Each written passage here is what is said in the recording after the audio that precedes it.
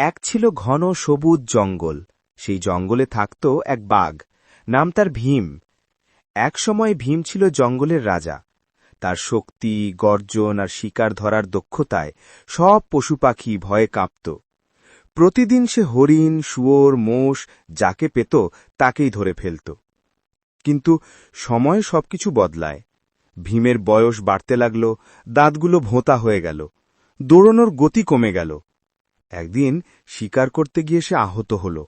সেই দিন থেকে সে আর আগের মতো শিকার করতে পারত না। দিন কেটে গেল, সপ্তাহ কেটে গেল, ভীমের শরীর রোগা হয়ে গেল। পাঁজরের হাড় দেখা যায়, চোখ দেবে গেছে, গর্জনেও আর সেই আগের শক্তি নেই। একদিন রোদে জঙ্গলের ধারে শুয়ে থাকতে থাকতে ভীম ভাবল, আজ যদি কিছু না খেতে পাই তাহলে মরেই যাব।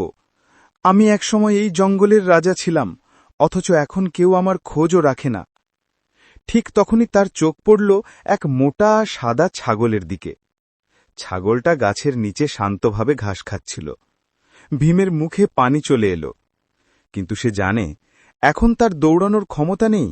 ছাগলটিকে ধাওয়া করলে পালিয়ে যাবে, তাই সে বুদ্ধি খাটাল। বাঘটা দুর্বল গলায় বলল, ও হে বন্ধু ছাগল, একটু থামো তো। ছাগলটা ভয় পেয়ে দূরে সরে গেল, বলল, বাঘমশাই, আপনি ডাকছেন কেন? আমি তো আপনার খাবার নই।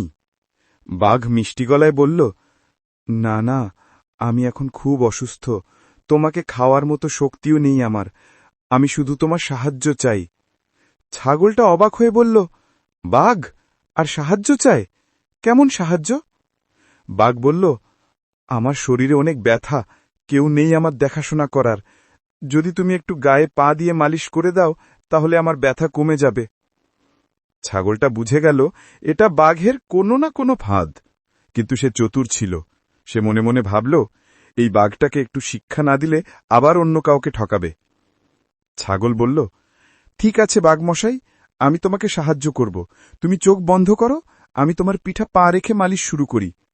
বাঘ চোখ বন্ধ করল আর হাসল মনে মনে, এই ছাগলটা এক্ষুনি আমার নখের নিচে আসবে। ছাগল ধীরে ধীরে পেছনে সরে গিয়ে গাছে উঠে পড়ল, তারপর জোরে বলল, বাঘমশাই, আমি এখন মালিশ করছি না, তোমার বুদ্ধিতে মালিশ দিচ্ছি। আগে নিজের লোভের অসুখ সারাও, তারপর শরীরের ব্যথা দেখো। এ কথা বলে ছাগলটা দৌড়ে পালিয়ে গেল। বাঘ তখন লজ্জায়, রাগে, হতাশায় মাটিতে থাবা মারতে লাগল, কিন্তু শক্তি ছিল না, তাই কিছুই করতে পারল না। সে চুপচাপ গাছের নিচে বসে কান্না শুরু করল। সেই সময় এক বুড়ো কচ্ছপ পাশ দিয়ে যাচ্ছিল। সে বাঘের কান্না শুনে থেমে গেল, বলল, কি হয়েছে ভীম? তুমি তো একসময় রাজা ছিলে, আজ এই অবস্থা কেন? বাঘ চোখ মুছে বলল, আমি লোভে আর অহংকারে অন্ধ ছিলাম কচ্ছপ ভাই। আমি অন্যদের কষ্ট দিয়েছি, কাউকে ক্ষমা করিনি।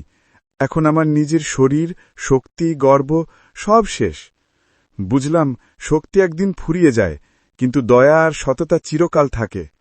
কচ্ছপ হেসে বলল, তুমি যদি মন থেকে বদলাও তাহলে জঙ্গলও আবার তোমাকে ভালোবাসবে।